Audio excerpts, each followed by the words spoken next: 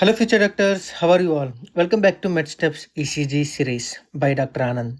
So, in our previous lecture, we learned about ECG paper basics and including small boxes and large boxes and time calculation in ECG. So, today we are going to learn one of the most important practical ECG skills, that is how to calculate heart rate using the 300 method. So, this is the quickest and most commonly used method in clinical practice, especially for regular heart rhythms. So, without time waste, let's start. So you can see here why calculate heart rate. The heart rate tells us is the heart beating normally. Is it too fast like tachycardia, or is too low like bradycardia? And is the patient is stable or unstable? Here the heart rate is one of the first things you should assess when reading an ECG. Okay, so this normal heart rate for adults, we can see the normal heart rate will be like 60 to 100 beats per minute. If it's for interpreting, for less than 60 beats per minute means we can tell that is bradycardia. 60 to 100 beats per minute means that is normal sinus rate, and greater than 100 beats per minute means that is tachycardia. Okay, when can we use the 300 method? So the 300 method is used only when the rhythm is regular. This means the distance between each R wave is the same. Okay, and if the rhythm is irregular, we have to use the 6-second method. Instead, we will cover that in a later lesson. Okay, so next you can see here how to identify the R waves.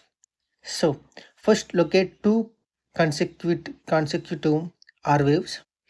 The R wave is the tallest positive spike in QRS complex. You can see here this is the R wave, and this is the tallest positive spike in the QRS complex, and we have to measure the number of large boxes between the two R waves. From here to here we have to count and we have to measure the R waves. For example, this is large box 1, 2, 3, and this is 4, 5, 6, 7. Okay, so like that we have to count the R waves in irregular rhythm. Okay, so next we have that is the 300 formula. What it is? The 300 formula is a heart rate, like we have to do 300 divided by number of large boxes between two R waves. So with between two R waves, if you are seeing, means this works because ECG paper speed will be like 25 millimeter per second. So the 300 large boxes passes in 1 minute. Okay, so the heart rate will be like 300 divided by large boxes. If you're counting, means you will get the heart rate. Okay, so here we have some 300 methods examples. If we are seeing one box, if 300 divided by 1, so the heart rate will be 300 beats per minute.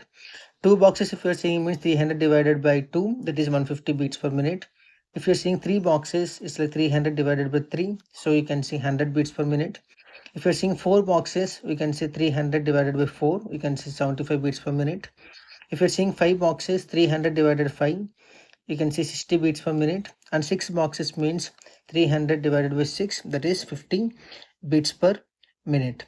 Okay, so these are the main examples, and this is the memory trick, like 300, 150, 100, 75, 60, and 50 beats per minute. If you remember this sequence, you can calculate heart rate within seconds.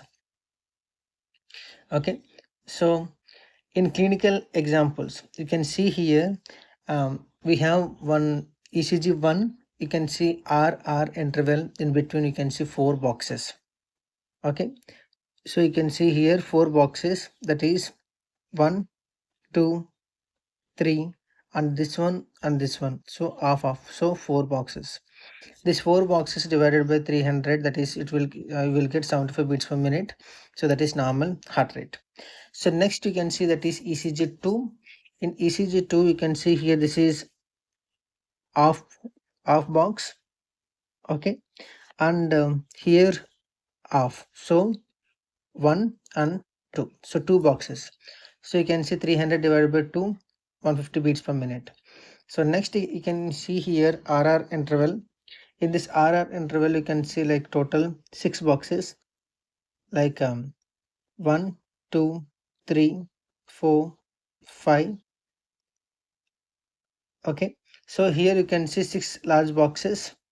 This is a 5, and here you can see 6 large boxes. If any person seeing 6 large boxes, maybe this is picture problem. So 300 divided by 6 will be like 15 beats per minute.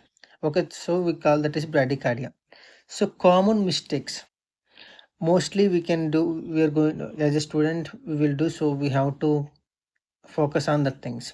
So counting small boxes instead of large boxes, using the 300 method for irregular rhythms, measuring from the P wave instead of the R wave.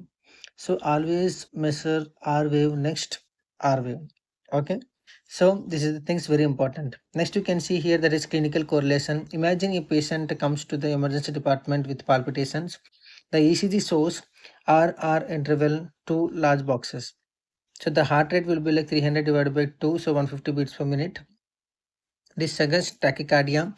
The next step we can say identify the type of rhythm. Okay, so next you can see here that is quick ECG reading. Whenever you receive an ECG, we have to check the rhythm and we have is it regular or irregular, and we have to measure RR interval. We have to count the large boxes. We have to apply the formula heart rate 300 divided by large boxes. Okay, so in high yield points, very important things we can say normal heart rate will be like 60 to 100 beats per minute, and we have to use the 300 method only for regular rhythms, and we have to count large boxes not small boxes, and we have to measure from R wave to R wave. Okay, so these are the things. So the heart rate 300 divided by number of large boxes between two consecutive R waves. Use this method only for regular rhythms. So excellent. So now you know how to calculate heart rate quickly using the 300 method. So in upcoming day 9, we will learn the 1500 method, which is more accurate and especially useful when the RR interval doesn't fall exactly on large box lines.